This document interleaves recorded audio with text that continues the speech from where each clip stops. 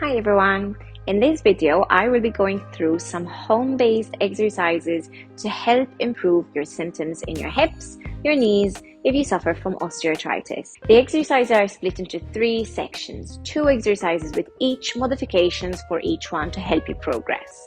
The first one is range of motion exercises. These are exercises to help improve your stiffness in the joint and the soft tissue around it, to help decrease the swelling and improve range of motion and help muscle and ligament contraction when doing the next set of exercises, which will be focusing on strength. This is where we aim to try and improve the strength and function in our hips and knees to help support the joint. Because if this is done at home with light weights or none at all, the focus will be to try and work to fatigue without increasing pain. And lastly, sensorimotor exercises. Put simply, balance type of exercises. So exercises that will challenge your joint and your muscle receptors in your hips and your knees to help improve your balance and the rate at which muscle and joint contractile tissue reacts to changes in movement throughout the day, which in the long run will help make you steadier on your feet and decrease the risk of falls. But before we begin, there are a few things to help. So, safety first, ensure you're exercising in a nice, safe space, have a chair for support if you need it, and wear comfortable clothing. Secondly, equipment. For these exercises, you will need minimal equipment such as a chair, some hand weights, which if you don't have weights, you can use bottles of water, cans of beans, a towel and a carpet or a mat. And lastly, if in doubt, ask. Always seek your professional's advice if you're unsure of the exercises and whether you are okay to follow them. So once you've got everything that you need, let's start with the exercises. So these are the exercises that we're going to be doing to help your arthritis. So the first bit, as I said, will help to focus on improving your range of motion. So we're going to focus mostly on the knee and the hip to try and improve the bending and extending of the knee and also the movement in the hip, which is a bit of rotation and opening and closing. So we will be doing this onto the mat. So if you have a mat, you can lie down onto the floor. Now, whilst I am going to be doing them mostly on the floor, I'm going to also offer you an option of doing them sitting down. So if you can't get yourself onto the floor, I will show you some exercises, some modifications of the exercise that I am trying to do, standing and sitting, for those of you who cannot manage to get onto the mat. But those of you who can, you need just a little bit of equipment. So you need a soft towel, just anything that you have around the house, and a pillow or a small kind of pillow that will fit the length of your calf muscle. So the first thing we're going to do is focusing on the knee, and we're going to help improve the bending and extending of the knee, which is important for then the next set of exercises and also for the functional exercise that we do every day, which is walking, going up and down stairs and all of this stuff. As I said, range of motion exercises helps with improving stiffness and the swelling around the joint, and obviously helps the contractile tissue to be a bit more active.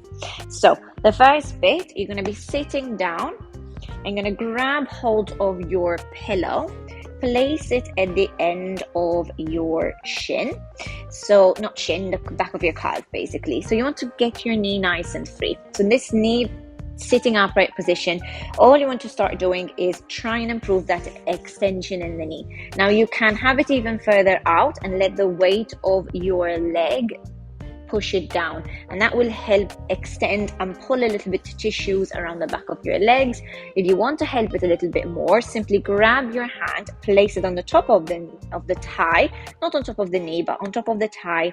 Use your other hand for balance and just press down to try and increase the length and the pressure through the back of your knee without putting any further discomfort on it. So a little bit you will feel, but you don't want to push into sharp pain, as I said in the previous video. So you just want to press down and then release. So if you feel like this is a little bit much, bring the support a bit closer. So what you're trying to do is push the femur, which is the big long bone of your thigh, a bit pushing further down, trying to extend that back of the knee, and then release. Again, pushing it slightly more down and release. There's an easy way of just not doing anything at all, which is pushing the pillow further out and letting the weight of your knee drop down. You can also put some more pressure over the knee by applying either a towel or a little bit something a bit heavier to just push it down and let that extend on its own. You can leave it there for a few minutes, and then once you've done either the pressure or the weight in itself, you can just bend it a little bit because it will be stiff in that direction, but it will help improve the straightening of the knee. So again, you're looking at trying to do this a few repetitions, not a lot, so like 6 to 8 repetitions, or else you can do it by time, a few minutes, 1 to 2 minutes, just trying to get that extension to the back. And then once you're done, just move it a little bit to ease off any tightness or any achiness that would have felt from that extra pressure. So that is to help improve the straightening of the knee. And then to help improve the bending of the knee, you want to try go onto your knees for this. Again, if you need to put padding underneath the knees, you can do that by an extra towel. But if you want to, roll the towel lengthwise, grab that towel and place it towards the back of the knee. Fold it on either side, so just you get a little bit of traction. You can use the towel there, put pressure, really dig it into that joint, and try and lean back on it, and then release. Try and lean back, release. Try and lean back, release. One more. And again, similar parameters to the previous one.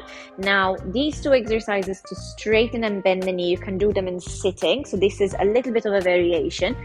For the straightening one, have a towel, not a towel, have a pillow or a block in front of you. If you have a yoga block, that would be great as well. You can use that. Put the foot on top of that piece of pillow or block that you have, and then try and leave it there, or else try and use some pressure over that top of the knee, not the kneecap, just above it, to apply that extension. So if I do it on this side, so really just keeping it as straight as you can, and you're applying pressure to try and push a bit and pull a bit more those tissues to the back of the knee, and you're trying to straighten it out, and then release. Again, after you've done a few of this pressure, just extend and release a little bit, just so you don't have it in that position.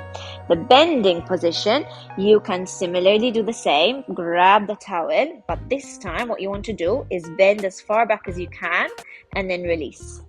Bend as far back as you can and release. And what you're trying to do is pull away from that knee whilst you're bending, and that opens up a little bit the back of your knee without causing too much compression. And again, once you've done that, extend and straighten the knee for a few times. Now we're going to try and release a bit of tension in the hips. So for this one, again, we're going to go on the knees if you can, pressure if you want to, padding underneath the knees, hands underneath the shoulders, and we're going to start with an easy rotation. So with the knee, you're just going to lift it up and feel a little bit of rotation. So we're just focusing on having a non-weight bearing type of rotation. The weight of the leg itself will help traction the joint, and you can go a few rotations in the other way as well to open up that hip. And then if you can, open it out as far as you can to the side and then come back, kicking it out to the side and then come back. And then hold it and try just push your weight forwards and backwards to try and open up that inside of the hip. If you cannot have it out to the side, you can even have it at an angle, just trying to put backwards and forwards, but ideally you're a little bit up here to open up those adductors as well. You can go as far down as you're happy to go, as far as your hip gives you. And then the last bit is going to be keeping that knee down. You're going to straighten up and you're going to put that opposite leg in front of you and just lean forward. So open up that front of your hip and then release. Open up, release, even trying to tuck a little bit that tailbone and leaning forward and release. Leaning forward and release. One more. Again, similar parameters to the other one, 6 to 8 repetitions of each movement that will help offload any stiffness in the hips. So again, these exercises can be done in standing. So grab a chair, and the first thing you want to do, lean onto the chair, bend the knee, and just start doing some circles with the hip. Again, putting the weight forwards offloads the weight onto that leg and tends to help with traction to open up that hip. Change direction. And then from that position, open it out to the side. Keep that leg out to the side and just shift your weight back and shift it forwards. Shift it back, shift it forward. You're still going to feel a little bit of tension into that hip, into that inner thigh. Very good. Last one. And then from that position, bring that leg all the way back. Push the other leg forwards. You're going to feel a stretch in the calf, but if you tuck your tailbone, you will feel a stretch also on the front. And then release. So you go forwards and release. Really tuck that tailbone so you feel a stretch on the front of your thigh, leaning forwards and release. Last one. And release. Well done. And again, repeat the same thing onto the opposite side. So once you've done a little bit of movement exercises, obviously there is lots more. This is just an introduction to little bits and things you can do at home. Once you've done all those little exercises to open up the hips and joints, we are going to do some strengthening work. So as I mentioned in the strengthening section, ideally the amount of repetitions you do will aim to achieve fatigue. So I'm just going to show you 2 simple exercises which are functional enough for you to help strengthen a little bit your legs and also your bending forwards position. So we're going to be doing a squat, a chair squat, which is a very functional one, and it should really help to strengthen all the muscles in your legs and also makes it easier for you to come up and down from a chair, which is a functional movement. And secondly is a hip hinge, which will help you strengthen the back of your legs and also keep a correct upright posture with your spine to not bend into those hips too much. So with each one, I'm going to show you the technique. Ideally, you do them against weight. So if you do go to the gym, you can use weights. Just grab a weight that when you do a certain amount of repetition, it gets you to fatigue. So you really use those muscles to its limit.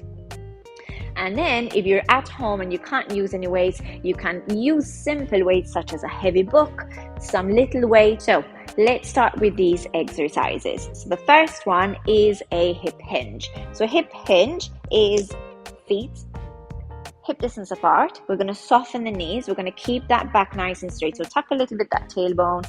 You're going to imagine you have a weight across your chest, or you can even use a backpack with weights in it.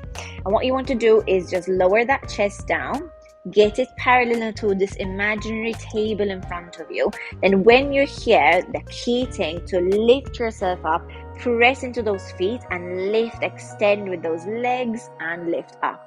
So take a breath here, take a breath out, you lower down, keep that back nice and straight, knees slightly bent, and then from that position, take a breath, breathe out, press into those feet, straighten the knees as you come up, squeeze your bottom, and again, going down, and then push and coming back up, and again, going down, pushing again, coming up. So if you have weights, for example, you can just grab a set of weights and hold them across your chest and repeat the same thing. You go down, push, push, push onto those legs. Really focus on those legs, pressing into the floor, straightening back up, okay? You can even use a plate if you're at home, or you can even use a dumbbell or a kettlebell, whatever you have, use it against your chest, or a heavy book, or else a backpack with some slight weights inside it. So whatever you have around the house. Aim for fatigue. Second exercise, chair squat. So get the chair, make sure it's against the wall so that it doesn't move for you. And then you're going to keep your feet hip distance apart. We're going to cross our hands again. We're going to sit all the way back, sit that bottom, try not to sit on it, and then push back up. And again, down, push back up. Now, if you can't do it from a standing to a sitting, you can start sitting. And again, if you need support with your hands, you can either use them here or use them in front of you. Lean forwards, press, lift. And again, down and release. So again, this is your easier version. Still, you can push to fatigue. You can do as many repetitions as you can to push to fatigue. Again, similarly to your hip hinge, you can use your weights either across your chest, coming up and down. If you're going to start using your weights, you ideally start from a standing to a sit position, standing to a sit position, and then you're using weights to achieve a bit of fatigue. So those are your two strengthening exercises. If, again, you feel like it's a little bit too sore on your hips and knees to be doing pressure through your legs, the next step would be doing exercises in sitting, which I am not showing you today, but if you do want to know more about them, just comment below and I will try and do those in the next video. So for the last bit is your sensorimotor, so your balance work type of exercises. So I'm going to give you two functional ones. Ideally, you're not on a mat and you're a little bit more on a stable surface, because that makes it a bit easier to start off with. And I'm going to show you two basic exercises. One is simply standing in a squat position and we're going to rotate to get that little bit of rotation through your chest. And the second one is into like a step through, a tandem step position, which is a progression a little bit more. So the first one, easy enough to start off with, soft through the knee, like a half squat. And you're going to grab, either you cross your hands across your chest or you can reach your arms forwards. And what we're going to do is rotate to the side and then come back. Rotate and then come back. Now, the way we're going to do this is we're going to go a little bit slow first. And then once you're okay, we can go fast and back, switch and back, switch and back, switch. And this provides a little bit of a different dimension to being upright all the time. Again, if you cannot do it in standing, grab your chair, sit down, and you have options. You can either do rotation and back, or you can add a reach, stand up, a reach, stand up, a reach, stand up. It depends if you have arthritis in your back and it's a little bit too sore to do that. So you can do a rotation if you wish to make it simpler for you. Now, with the balance work, what you're trying to do is just challenge a little bit your joint receptors in your hips and knees and the rest of your body to accommodate to changes in direction during the day. So with this one, we're just doing rotation. So if you add an element of speed to it, going a little bit faster or slower, and eventually even just closing your eyes and doing the same rotation, it will help stimulate a little bit more your joint receptors. So last one is going to be in standing, so a little bit of more of progression, but you can also use the chair to start off with as an easier version. So when we walk, we take a step and a step through. So what we're going to try do is doing the same kind of thing, but with a little bit of variation. So you can start off by holding onto the chair, start off right leg, step through with the left, back, back, right leg, step through with the left, back, back, right leg, step through the left, back, back. And we're doing this nice and slow. Again, if you want to make it a progression, let go of your hand. And what we're trying to do is really get that weight shifting position, and we're challenging a little bit your balance here. Now again, you can do a bit faster. Back and back, forwards and back, almost like a little bit of a dance. Back. So again, you can do it with the beat of a song if you wish. Forwards and back, and then you can add your hands. So you can reach, reach, reach, reach, reach, reach, reach, and then you can go slow. And then you can close your eyes, again making it a bit harder. So this is why you need to be in a safe space to do this. And then you can go slow. So again, it can be slow, fast, and the progression is entirely up to you, starting off with holding onto the chair and then progressing slowly. And the progression doesn't need to be in one session. It can be every single time you do it, you progress it to a little bit different. So this is important to get your sensorimotor system, which is your balance system, to really work a little bit harder, so that when you're out and about, you're ready for these changes in directions that you need to do. Whether or not there is inflammation or there is pain going on in your joints, you still want that joint to be as effective as possible. So as a recap, we've done some range of motion exercises to help open up those joints, to then focus on a little bit of strength work, home base, and if you go to the gym, do loaded. Don't be afraid to do that. Just aim, whatever it is, to aim to work to fatigue without causing any further pain. Some discomfort is always normal. And then the last bit is challenging your balance, your sensorimotor system, to get you a little bit more stable onto your feet. As I mentioned above in the previous video that explains the role of pain in osteoarthritis, it is important that any of the exercises do not increase your pain, and that you aim to challenge yourself beyond the usually prescribed 3 sets of 10 parameters, that even if they feel good initially, do not cause any permanent changes in your muscles and joints to be significant enough for you. I hope you've enjoyed the exercises and have found them useful, and if you have, please consider liking and commenting below and subscribing if you haven't already.